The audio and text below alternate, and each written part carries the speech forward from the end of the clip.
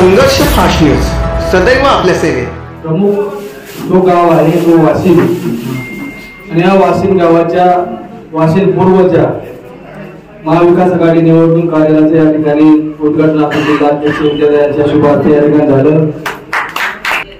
सकाळी 9 वाजल्यापासून रोजचा दिनचर्या प्रचाराचा आहे। आजचा 6वा दिवस आहे आणि वाशिम गाव म्हणजे शहापूरचं प्रवेशद्वार आणि वाशिम गावातून जेव्हा लीड येतो तेव्हा विजय शंभर।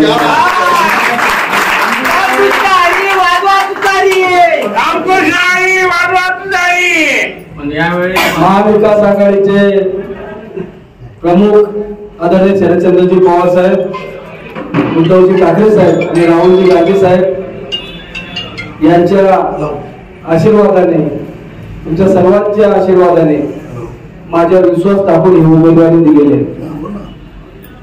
आमदार पद म्हणजे शोभेचं पद नाही। आपण बघितलं गेले 20 वर्षे ते पद आताचे जे स्पर्धी उमेदवारांनी ते पद आमदारकीचे भोगलं ते केवळ मोज मजा करण्यासाठी। कुठल्याही तालुक्याचा विजय या मतदारसंघात नसल्यामुळे आजही परिस्थिती जैसे ती आहे।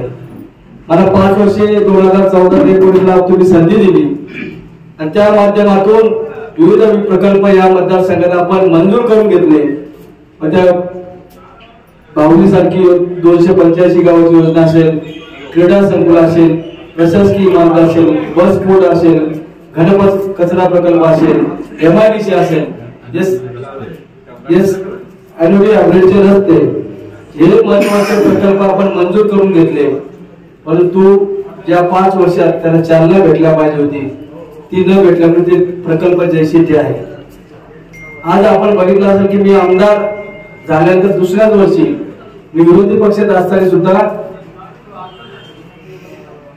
चक्र झाली ते विशाल हॉटेल आपला पहिल्याच वर्षी तो माझा रस्ता झाला, त्या रस्त्याला 10 वर्ष झाली, अजूनही तसा या ठिकाणी तो रस्ता पडून आहे।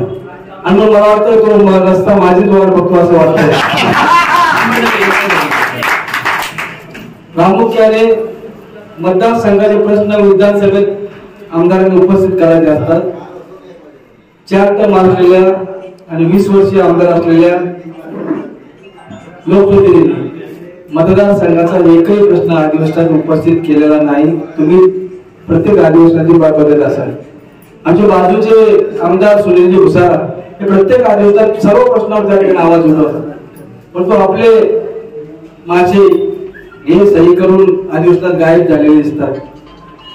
आणि म्हणून या वाशिम गावाच्या ज्या मूलभूत सुविधा आहेत त्या सुविधा पूर्ण करणे या अपेक्षा तुमच्या आमदारांकडून आहेत, खासदारांकडून आहेत।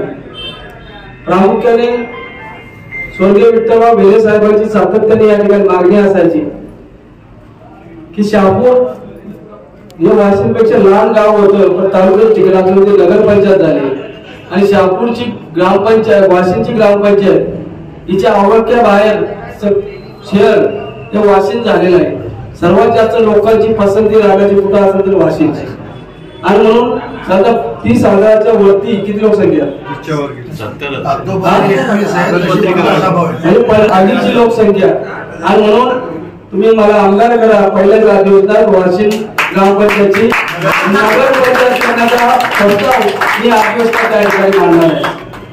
लोकसंख्या वाढली, जी मागची पाणी योजना होती आता तुटपुंजं पाणी मिळतंय, मोठी योजना अजून या पूरक आणि फिल्टरची योजना व्हावी ही मागणी सुद्धा आपण या ठिकाणी करणार आहे। नगरपंचायत झाली तर या सर्व समस्या तुमच्या आपोआप सुटतील।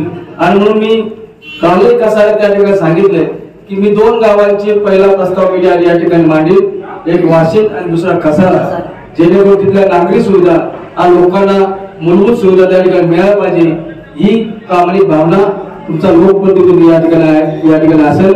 यासाठी आज प्रचाराने त्या ठिकाणी बघितलं असेल की सकाळपासून हजारो कार्यकर्ते महाविकास आघाडीचे पदाधिकारी रॅलीमध्ये सहभागी या ठिकाणी होत आहेत। आणि वाशिम मध्ये जेव्हा रॅली निघाली तेव्हा पूर्ण वाहतूक कोणी या ठिकाणी झाली, पूर्ण रस्ता जाम झाला. इतके उत्साह महाविकास आघाडीच्या कार्यकर्त्यात होते, त्यामध्ये प्रामुख्याने शिवसेनेचे कार्यकर्ते मोठ्या संख्येने उपस्थित होते. मनापासून त्यांना धन्यवाद देतो. खरं तर महाविकास आघाडीमुळे राष्ट्रवादी जागा सुटली, मला उमेदवारी भेटली, काही गोष्टी घडल्या, परंतु शेवटी उद्धव साहेबांना मुख्यमंत्री करणं हे एकमेव उद्देश माझ्या शिवसैनिकांचा तमाम महाराष्ट्रवासियांचा आहे. ते उद्धव ठाकरे साहेबांना त्यांच्या पुन्हा मानाच्या खुर्चीत बसवण्यासाठी शहापूरमध्ये एक वोट विधानसभेत शहापूरमध्ये त्यांच्या नावावर पुकारला तर शहापूरमध्ये एक वोट वरती पांडुरंगाचा होईल. मिळायला पाहिजे. आजचं या कार्याचं उद्घाटन झालं.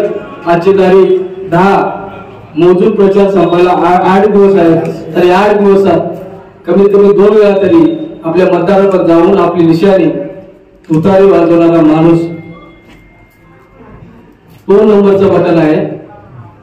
ती विनंती आपण सर्व मतदारापर्यंत पोहोचवा. आपलं विजन काय आहे? या युती सरकारने जोडा फोडा तोडा भ्रष्टाचार महागाई एवढंच केलेलं आहे.